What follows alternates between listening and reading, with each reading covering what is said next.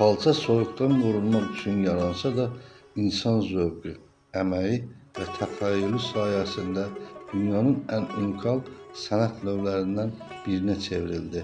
Babalarımızın qədimdə çadırda qızdırmaq üçün atdığı ilk ilmə bugün bütün dünyanın heyran qaldığı bir irsdir. Bilirsinizmi?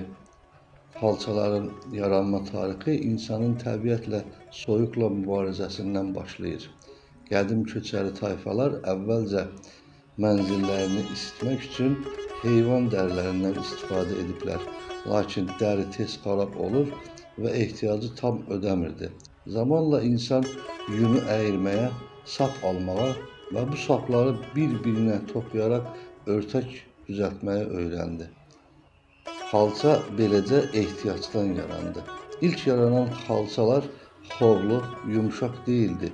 İnsanlar əvvəlcə sadə sapları bir-birini altdan üstdən keçirərək palaz və kilim kimi örtüklər toxuyublar. Lakin bunlar soyuqdan isti saxlamırdı. İnsanlar sapların üzərinə əlavə yun düyünləri, ilmək vurub kəsməyə başladılar.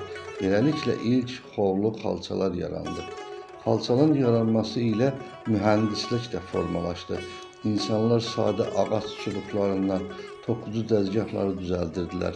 Rəng almaq üçün isə təbiətə üz tuturdular. Nar qabığından sarı, cavız qabığından qəhvəyi, kök boyasından qırmızı rəng alırdılar. İlmələri vurarkən isə ətrafda gördükləri quşları, dağları, alovu xalçaya həkk edərək xalçanın naxış dilini yaratdılar. Belə gözəl xalçaların davamını görmək üçün zəhmət olmasa bizimlə əlaqə saxlayın. Əlaqə nömrəmiz 077 383 75 69. Çatdırılmamız da mövcuddur. Bəyənib paylaşmağı unutmayın.